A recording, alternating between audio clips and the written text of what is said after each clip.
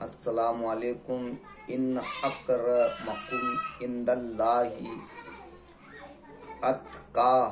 اتقاکم تحقیق اللہ کے نزدیک وہی بزرگ ہے جو صاحب تقوی ہے۔ اس راستے میں محنت کی ضرورت ہے اور نصیحت، کیونکہ بغیر عمل کے نصیحت اثر بالکل نہیں ہوتا۔ اتامرون الناس بالبر وتنسون انفسکم وانتم تتلون الکتاب فلا تعقلون۔ کیا تم لوگوں کو بھلائی کا حکم دیتے ہو اور خود اپنے نفس کو بھولے ہوئے ہو، جو حالانکہ تم اللہ کی کتاب پڑھتے ہو، تو کیا تم کو اتنی بھی سمجھ نہیں ہے؟ تم کو اتنی بھی سمجھ نہیں ہے تو پھر کامل اور مکمل تعلیم کے لیے ریاضت کا دروازہ کھول دیتا ہے، یعنی اللہ والا کامل پیر ریاضت عبادت کا دروازہ کھول دیتا ہے اور ذکر الہی اور جہد و تقوی میں مشغول کر دیتا ہے۔ صاحب تاثیر کی نظر نفس کی تربیت کرتی ہے۔ اللہ والے تمہاری نفس کی تربیت کرتے ہیں پہلا، تو صحبت اختیار کرنا بہت ضروری ہے اور اسے طمع، دنیا، ہوس سے فارغ اور عزت کی طرف مائل کر دیتی ہے۔ تو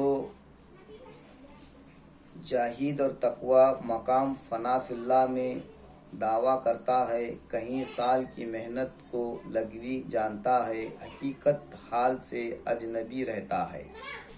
حقیقت حال سے اجنبی رہتا ہے۔ بسم اللہ کی الف میں پوشیدہ ہے، بسم اللہ کی بے الف میں پوشیدہ ہے۔ اسی طرح جسم ذکر اللہ میں مخفی ہے، جسم ذکر اللہ میں مخفی ہے۔ طالب اللہ اسم کو کپڑے کی طرح پہنتا ہے۔ طالب اللہ اسم کو کپڑے کی طرح پہنتا ہے۔ اسم بولتے ہیں ایک نام کو، گویا وہ جان ہے اور اس کی زندگی میں ہو کا نشان ہے۔ ذات کا ذات سے، صفات کا صفات سے، اللہ کی پہچان ہے۔ حدیث قدسی میں اللہ رب العزت تبارک و تعالی مجید الکریم نے ارشاد فرمایا، من عرف نفسہ فقد عرف ربہ، من عرف نفسہ بالفقاہ فقد رب ربہ بالبقاہ۔ جس نے اپنے نفس کو پہچان لیا اس نے اپنے رب کو پہچان لیا۔ جس نے اپنے نفس کی پہچان کیا اس نے اپنے رب کو پہچان لیا۔ جس نے اپنے رب کو فنا کے ساتھ پہچانا، یقیناً اس نے اپنے پروردگار کو بقا کے ساتھ جانا۔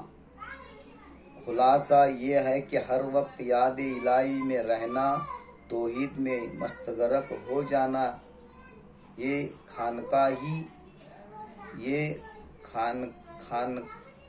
خانقاہی کو 30 برس کے بعد پتہ چلا۔